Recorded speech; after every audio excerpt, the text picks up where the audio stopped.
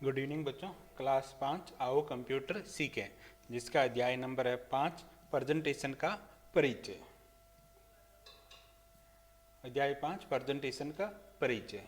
तो देखो बच्चों, प्रेजेंटेशन होती क्या है। यदि आप अपना कोई किसी विषय के बारे में जानकारी देना चाहते हैं, अगर आप किसी विषय के बारे में जानकारी देना चाहते हैं या किसी प्रोजेक्ट के बारे में बताना चाहते हैं, तो उसको बताने के बहुत सारे माध्यम हैं। उसमें से एक माध्यम है कि आप प्रेजेंटेशन के अंदर स्लाइड के माध्यम से आप किसी भी टॉपिक के बारे में अच्छी तरह से समझा सकते हैं। तो उसके लिए आप प्रेजेंटेशन का इस्तेमाल कर सकते हैं। तो एक बार देखते हैं। प्रेजेंटेशन का उपयोगकर्ता को अपनी डाटा और जानकारी को स्लाइड के रूप में तैयार करने और व्यवस्थित करने में मदद करता है। यानी प्रेजेंटेशन क्या करता है, उपयोगकर्ता को जो उसके पास डेटा जो जानकारी है उसको स्लाइड के रूप में तैयार करने और उसे व्यवस्थित करने में क्या करता है, मदद करता है। जो विषय की स्पष्टता को बढ़ाता है। यानी अगर आपको किसी विषय के बारे में डिटेल में समझाना है किसी प्रोजेक्टर या बड़ी स्क्रीन पर या बड़ी टीवी के ऊपर, तो आप प्रेजेंटेशन का इस्तेमाल कर सकते हो। साथ ही डाटा को एक दृश्य पहलू जोड़ता है, क्योंकि प्रेजेंटेशन के अंदर आप ऐसे एनिमेशन बना सकते हो, विभिन्न प्रकार के इफेक्ट लगा सकते हो, जिससे जो श्रोता है, जो देखने वाला है, ठीक है, उसे वो चीज़ अपनी ओर आकर्षित करेगी, जो इसे अधिक आकर्षक और प्रस्तुत करने योग्य बनाता है। यानी आपको जो प्रेजेंटेशन है वो किसी भी इंफॉर्मेशन को रिप्रेजेंट करने के लिए बहुत अच्छा माध्यम है। लिब्रे ऑफिस इम्प्रेस मूलतः एक ग्राफिक्स प्रेजेंटेशन सॉफ्टवेयर एप्लीकेशन है। इस अध्याय के अंदर हम जो प्रेजेंटेशन सॉफ्टवेयर है उसके अंदर किसका अध्ययन करेंगे, इम्प्रेस का। किसका इस्तेमाल करेंगे, इम्प्रेस का। तो इम्प्रेस है मूलतः जो लिब्रे ऑफिस का जो पैकेज है उसी के साथ में आता है। तो इसके साथ में आपको पता ही है, एक लिब्रे कैल्क आता है जिसे स्प्रेडशीट कहते हैं, लिब्रे राइटर है, ठीक है, जिसे हम वर्ड प्रोसेसिंग सॉफ्टवेयर कहते हैं, ठीक है। तो ये सब कुछ एक साथ ही एक ही पैकेज के अंदर आते हैं, ठीक है। अब दूसरा है कि जब आपने समझ लिया भी लिब्रे जो इम्प्रेस है या प्रेजेंटेशन सॉफ्टवेयर है वो होता है क्या है, तो पहला तरीका है कि उसको हम ओपन कैसे करेंगे। आप अपने कंप्यूटर के अंदर ओपन कैसे करेंगे, तो देखो लिब्रे के अंदर इम्प्रेस कैसे शुरू कीजिए। तो सबसे पहला इसका एप्लीकेशन मेन्यू पर क्लिक कीजिए और लिब्रे इम्प्रेस विकल्प चुनें। यानी आपको क्या करना है, यहाँ पर ऑल एप्लीकेशन पर क्लिक करना है और यहाँ से लिब्रे इम्प्रेस पर क्या करना है, क्लिक करना है। या फिर आप सर्च बॉक्स के अंदर लिब्रे इम्प्रेस टाइप करके भी सर्च कर सकते हो। इम्प्रेस पर क्लिक कीजिए, फिर नई फाइल प्रारंभ कीजिए। जैसे ही आप इम्प्रेस पे क्लिक करोगे तो एक नई फाइल अपने आप ओपन हो जाएगी जो एकदम ब्लैक होगी, ठीक है। तो इसके जो ऊपर वाली पट्टी है इसको हम कहते हैं टाइटल बार, जिसके इस तरफ 3 बटन है, और इसके नीचे वाली मेन्यू बार कहते हैं, ठीक है। इसके नीचे स्टैंडर्ड टूल बार है, और ये इस एरिया को जहाँ पर हम टाइप करते हैं इसको हम स्लाइड कहते हैं, और इस तरफ जो आपको ये पट्टी दिखाई दे रहे हैं इसको हम साइड बार कहते हैं। क्या कहते हैं, साइड बार कहते हैं, ठीक है। और इसको हम स्लाइड पैनल कहते हैं। क्या कहते हैं, स्लाइड नेविगेशन पैनल कहते हैं। और ये प्लेस होल्डर है जिसके अंदर हम कोई भी टेक्स्ट टाइप करते हैं, ठीक है। तो ये तो हमने समझा दिया। ऊपर वाला जो यहाँ क्लियर नहीं था यहाँ पर टाइटल बार, ठीक है, ये मेन्यू बार हो गया, ये वर्किंग एरिया हो गया, ठीक है। और यदि आप लिब्रे जो इम्प्रेस है उसको मेन्यू फॉर्मेट की जगह रिबन फॉर्मेट में यूज करते हो तो ये इस प्रकार का इंटरफेस दिखाई देगा। वो टाइटल बार है, फिर यहाँ पर विभिन्न प्रकार के टैब या मेन्यू दिखाई देंगे, और इसमें बाद में ये रिबन दिखाई देगा, और ये तो वर्किंग एरिया जिसे हम स्लाइड कहते ही हैं। सबसे ऊपर वाली पट्टी है जिसे हम कहते हैं टाइटल बार। ये इम्प्रेस की सबसे ऊपरी भाग पर होती है, यानी जो ऊपर वाला है ना, ये इसको हम क्या कहते हैं, टाइटल बार कहते हैं। तो इसके अंदर क्या होता है कि जो इसमें क्या इम्प्रेस प्रेजेंटेशन लिखा होता है, ठीक है, जैसे लिब्रे ऑफिस इम्प्रेस लिखा हुआ है, और जो यहाँ पर लिखा हुआ अनटाइटल का मतलब है कि यदि आप फाइल को सेव नहीं करते हो तो वहाँ अनटाइटल्ड लिखा हुआ आता है। लेकिन जैसे ही आप अपनी प्रेजेंटेशन को सेव कर लेते हो तो आप जिस नाम से सेव करते हो वो नाम यहाँ पर प्रदर्शित हो जाता है, ठीक है। ये जब तक लिखा रहेगा जब तक आप कोई फाइल बनाकर उसे सेव नहीं कर देते हैं। सेव करने के बाद आपने जो नाम फाइल को दिया है वह दिखाई देने लगेगा। अगला है मेन्यू बार। ये भाग टाइटल बार के ठीक नीचे होता है, यानी टाइटल बार के नीचे वाले फाइल होम इंसर्ट, तो इसको हम क्या कहते हैं, मेन्यू बार कहते हैं। क्या कहते हैं, मेन्यू बार कहते हैं। इसमें अलग अलग प्रकार के बटन दिए जाने हैं, जिसका उपयोग बटन दिए जाते हैं जिसका उपयोग करके नाम के अनुसार काम कर सकते हैं। तो अगर आप किस प्रकार का काम करने से स्लाइड से संबंधित तो आपको स्लाइड शो के अंदर मिल जाएगा, स्लाइड का लेआउट संबंधित तो आप यहाँ मिल जाएगा और अगर आप स्लाइड के अंदर कुछ ऑब्जेक्ट इंसर्ट करना तो इंसर्ट के अंदर मिल जाएगा। ठीक है, तो इसमें अलग अलग है, आप किसी का भी इस्तेमाल कर सकते हो अपने कार्य के अनुसार। अगला है रिबन। जब आप किसी भी मेन्यू जैसे होम, इंसर्ट, डिजाइन इत्यादि पर क्लिक करते हैं तो उसके बाद जो आपके सामने मेन्यू खुलता है तो उसे हम क्या कहते हैं, रिबन कहते हैं। जैसे होम पे क्लिक किया तो बच्चों ये जो पट्टी दिखाई दे रही है ये पूरी होम से संबंधित जितने भी कमांड है वो इस पट्टी के अंदर दिखाई देते हैं, जिसे हम रिबन कहते हैं। ठीक है, अब अगला है कि जब आप कोई भी नया प्रोजेक्ट बनाते हो या किसी सब्जेक्ट के बारे में जानकारी देना चाहते हो तो उसके लिए सबसे ज़रूरी हो जाता है कि आप सबसे पहले एक प्रेजेंटेशन इंसर्ट करें। तो आपको क्या चाहिए, एक नई प्रेजेंटेशन चाहिए जिसके अंदर आप शुरुआत से काम कर सके। नई स्लाइड बनाने के लिए यानी नई प्रेजेंटेशन बनाने के लिए इम्प्रेस में एक नया प्रोजेक्ट शुरू करते समय आप अक्सर एक नई प्रस्तुति यानी ब्लैक प्रेजेंटेशन के साथ शुरुआत करते हैं। एंड जब भी हम किसी प्रोजेक्ट को शुरू करते हैं तो हम चाहते हैं कि पहली बार जो प्रेजेंटेशन है वो कैसे ब्लैक आए, एकदम खाली आए, जिसमें हम अपनी आवश्यकता के अनुसार स्लाइड या डाटा इंसर्ट करेंगे। तो स्टेप क्या है, सबसे पहले आपको फाइल टैब पर चयन कीजिए। किसका, फाइल से आपको जाना है न्यू से आपको जाना है प्रेजेंटेशन के ऊपर। कहाँ पर जाना है, न्यू। विंडो की बाईं ओर न्यू चुने और फिर प्रेजेंटेशन पर क्लिक कीजिए। और ये इसके लिए आप Ctrl+N का भी इस्तेमाल कर सकते हो।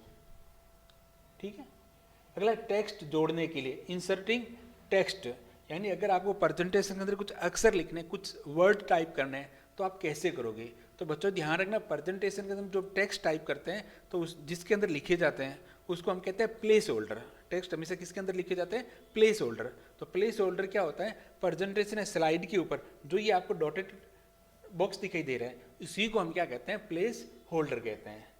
टेक्स्ट प्लेस होल्डर में क्लिक कीजिए। टेक्स्ट लिखने के लिए आपको क्या करना है, इस प्लेस होल्डर के ऊपर क्लिक कीजिए। जैसे ही आप प्लेस होल्डर पर क्लिक करते हैं तो आपको इस प्रकार का कर्सर दिखाई देता है। एक बार आप टेक्स्ट प्लेस होल्डर पर जो टेक्स्ट प्लेस होल्डर है उस पर आप जैसे ही क्लिक करते हैं तो ये सक्रिय यानी एक्टिव हो जाता है। ध्यान रखना, प्लेस होल्डर में इमेज के लिए भी इस्तेमाल हो सकता है। ठीक है, और कर्सर इंगित करता है कि आपको अपना वांछित टेक्स्ट कहाँ से इंसर्ट करना है। जैसे ही आप क्लिक करते हो तो जो क्लिक टू एड टेक्स्ट है ये तो हट जाता है और आपको यहाँ पर जो कर्सर दिखाई दे रहा है तो ये इंगित करता है कि आप जो टेक्स्ट टाइप करोगे वो कहाँ से इंसर्ट होना शुरू होगा। सुनिश्चित कीजिए कि आपके कर्सर टेक्स्ट प्लेस होल्डर के अंदर स्थित है और अपना टेक्स्ट टाइप करना शुरू कीजिए। आप पहले सुनिश्चित कीजिए कि आपका जो कर्सर है वो प्लेस होल्डर के अंदर ही है। अगर अंदर है तो आप टाइप करना शुरू कर सकते हैं, जैसे हमने यहाँ टाइप किया हेलो वर्ल्ड। अगला है स्लाइड इंसर्ट करना। क्योंकि बच्चों हम जब फर्स्ट टाइम अगर कोई स्लाइड बनाते हैं तो कितनी स्लाइड इंसर्ट होती है, केवल एक ही स्लाइड होती है। और हमें और प्रोजेक्ट बड़ा है तो हमें तो काफ़ी स्लाइड चाहिए, तो हमें नई स्लाइड इंसर्ट करने की आवश्यकता होती है। तो एक तो आप स्लाइड टैब के अंदर जाकर स्लाइड इंसर्ट कर सकते हो। अगर आपने रिबन फॉर्मेट खोल रखा है तो आप इसके लिए सीधा सा है, ये देखो, आप होम के अंदर भी न्यू स्लाइड यहाँ से सीधे इंसर्ट कर सकते हो। ठीक, जब भी आप कोई नई प्रेजेंटेशन शुरू करते हैं तो उसके शीर्षक स्लाइड लेआउट यानी टाइटल स्लाइड लेआउट के साथ एक स्लाइड होती है। यानी जब भी आप नई स्लाइड शुरू करते हो तो केवल एक ही स्लाइड इंसर्ट होती है जिसके अंदर टाइटल शीर्षक के साथ टाइटल स्लाइड है, लेआउट है, उसके साथ दिखाई देती है। आप विभिन्न प्रकार के लेआउट जितनी भी चाहे उतनी स्लाइड सम्मिलित कर सकते हो। आप अपनी प्रेजेंटेशन के अंदर जितनी भी स्लाइड शामिल करना चाहो तो उतनी स्लाइड आप विभिन्न प्रकार के लेआउट के साथ शामिल कर सकते हैं। इसके लिए पहला स्टेप है कि आप स्लाइड टेब कर न्यू स्लाइड पर क्लिक कीजिए या Ctrl+M के द्वारा भी इंसर्ट कर सकते हो। अगर आपको प्रेजेंटेशन के अंदर नई स्लाइड ऐड करनी है, फर्स्ट टाइम अगर एक पहले से स्लाइड है और आपको नई और स्लाइड चाहिए तो आप Ctrl+M कीबोर्ड की मदद से भी डायरेक्ट इंसर्ट कर सकते हो, वरना स्लाइड से आप न्यू स्लाइड के ऊपर क्लिक कर सकते हो। न्यू स्लाइड पर दिखाई देगी, न्यू स्लाइड दिखाई देगी, किसी भी प्लेस होल्डर पर क्लिक कीजिए और टेक्स्ट जोड़ने के लिए टाइप करना शुरू कीजिए। आप अन्य प्रकार की सामग्री जैसे चित्र है, चार्ट है, जोड़ने के लिए भी आइकन पर क्लिक कीजिए। जैसे ही आप न्यू पे क्लिक करोगे तो हमारी नई स्लाइड इंसर्ट हो जाएगी, जो एक अलग लेआउट के साथ होगी। अगर आपको सीधा टेक्स्ट टाइप, यहाँ पर क्लिक करके टेक्स्ट टाइप कर सकते हो। अगर आपको टेबल चाहिए, टेबल पे क्लिक कर सकते हो। चार्ट चाहिए, फोटो चाहिए, वीडियो, जो भी चाहिए आप इसको डायरेक्ट आइकन पर क्लिक करके इंसर्ट कर सकते हो। और इसकी साइड के अंदर आपको पता है प्रॉपर्टीज है ना, जिसको साइड बार कहते हैं, तो यहाँ से आप कोई भी लेआउट चेंज भी कर सकते हो। ठीक है, किसी भी मौजूदा स्लाइड का लेआउट बदलने के लिए लेआउट पर क्लिक कीजिए और फिर वांछित लेआउट चुनिए। यानी साइड बार के ऊपर आपको जो नीचे लेआउट दे, आप किसी भी लेआउट पर क्लिक करके आप आसानी से उसका लेआउट, अपनी स्लाइड का लेआउट बदल सकते हो। अब है स्लाइड को व्यवस्थित करना। जैसे हमारे पास बहुत सारी स्लाइड है, हम चाहते हैं उसको स्लाइड को व्यवस्थित करना, यानी उसका क्रम चेंज करना, उसकी डुप्लीकेट बनानी है, कॉपी करनी है, तो उसके लिए हम क्या करेंगे? इम्प्रेस प्रेजेंटेशन में अपनी आवश्यकता के अनुसार नई स्लाइड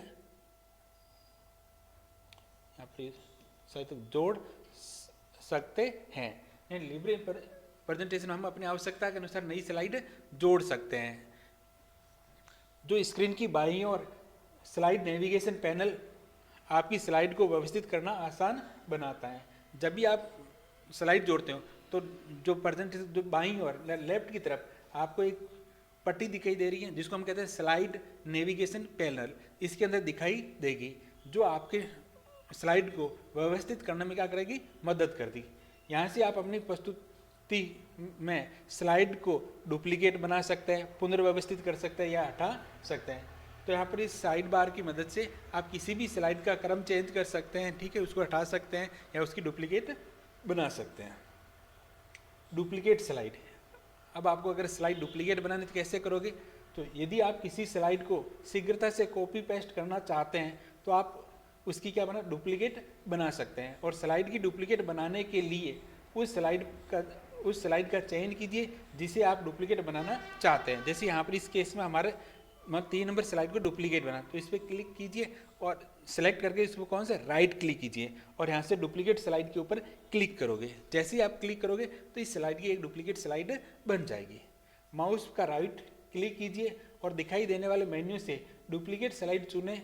आप नई स्लाइडों को पहले से चुनकर एक साथ उसकी डुप्लीकेट भी बना सकते हैं। आप कंट्रोल की दबा के मल्टीपल स्लाइड को एक साथ सेलेक्ट करके भी डुप्लीकेट स्लाइडें बना सकते हैं सभी की।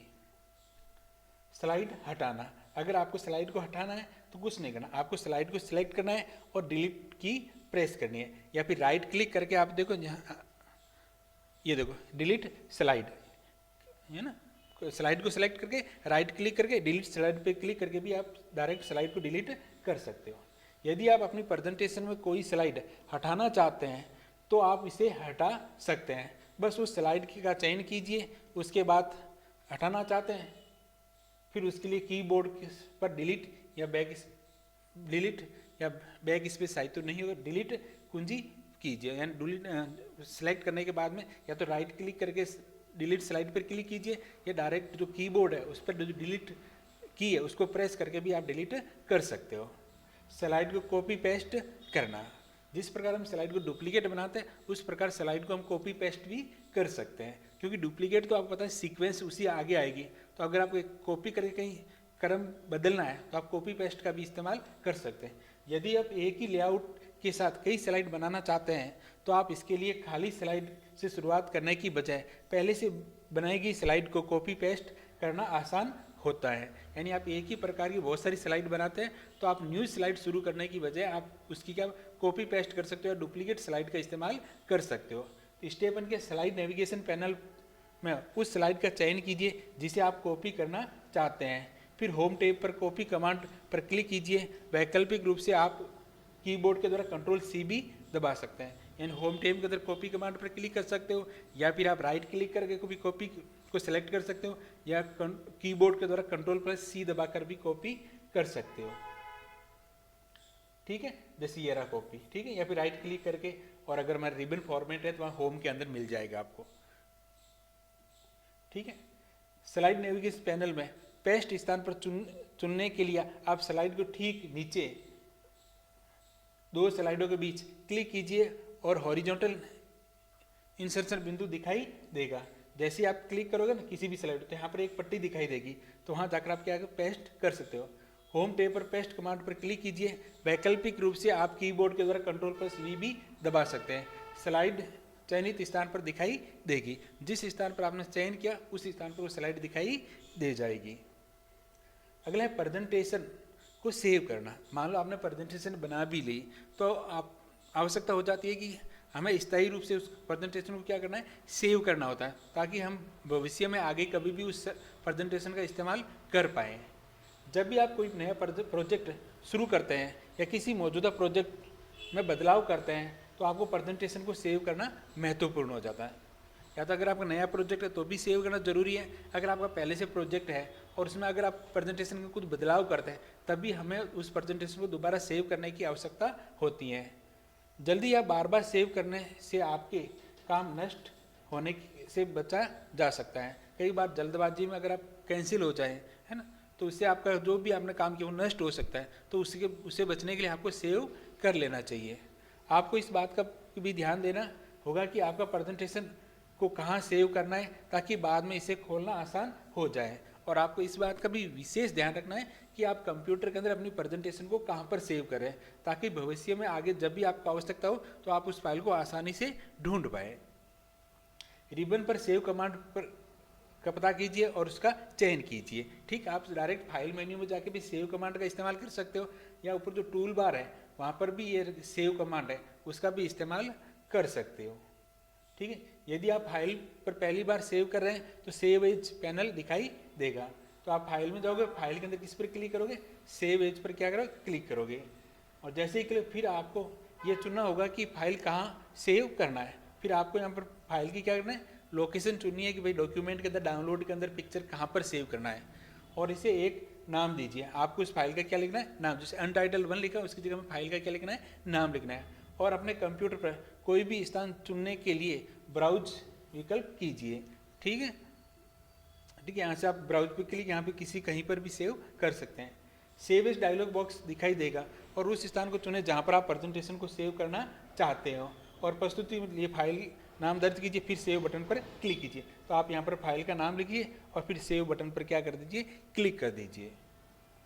ठीक है, प्रेजेंटेशन सेव हो जाएगी। प्रेजेंटेशन को संशोधित करते समय आप अपने परिवर्तनों को सेव करने के लिए फिर से सेव कमांड पर क्लिक कर सकते हैं। जैसे सेव करने के पश्चात अगर आप प्रेजेंटेशन फिर बदलाव करते हो तो आप डायरेक्ट Ctrl+S फाइल या फाइल में जाके सेव पर क्लिक कर सकते हो। अब दोबारा सेव एज डायलॉग बॉक्स दिखाई नहीं देगा, लेकिन अगर आपको दोबारा नाम चेंज करना है तो आप दोबारा सेव एज डायलॉग बॉक्स पर, सेव एज कमांड पर क्लिक करके नाम चेंज कर सकते हैं। नोट, आप अपने कीबोर्ड Ctrl+S दबाकर भी सेव कमांड तक पहुंच सकते हैं।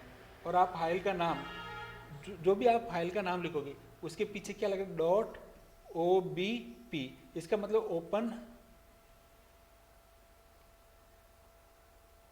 ठीक, ODP होगा ना, ओपन ODP है। ठीक है, ओपन डॉक्यूमेंट प्रेजेंटेशन, क्या .odp है। ठीक है, ओपन डॉक्यूमेंट प्रेजेंटेशन एक्सटेंशन के साथ सेव करेंगे। यानी जब भी आप कोई भी फाइल सेव करोगे तो इस फॉर्मेट के साथ सेव होगी। इसको आप चेंज भी कर सकते हो अपनी सुविधा के अनुसार।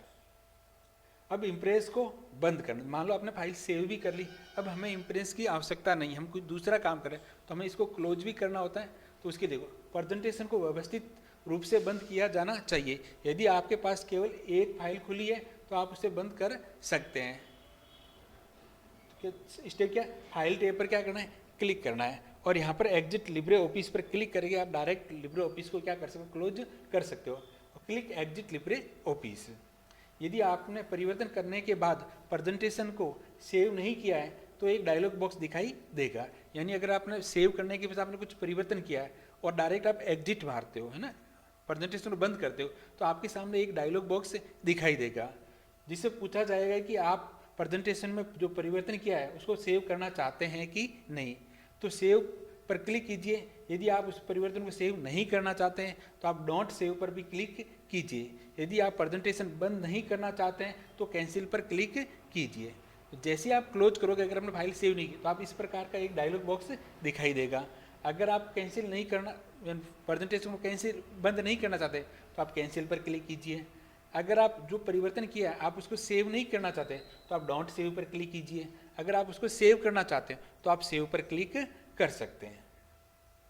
महत्वपूर्ण बिंदु, प्रेजेंटेशन सॉफ्टवेयर को प्रारंभ करने के लिए स्टार्ट मेन्यू पर क्लिक कीजिए और सभी प्रोग्राम पर जाइए और प्रेजेंटेशन सॉफ्टवेयर पर क्लिक कीजिए। अगर आपको कोई भी प्रेजेंटेशन सॉफ्टवेयर खोलना है तो आप स्टार्ट पर क्लिक कीजिए और ऑल प्रोग्राम के अंदर जाकर आप प्रेजेंटेशन सॉफ्टवेयर को सिलेक्ट करके उसको ओपन कर सकते हो।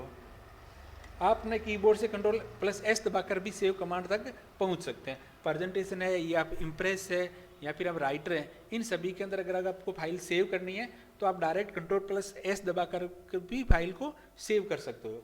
लिब्रे इम्प्रेस लिब्रे ऑफिस के द्वारा जारी किया गया है। जो लिब्रे इम्प्रेस है वो लिब्रे ऑफिस का ही पार्ट है।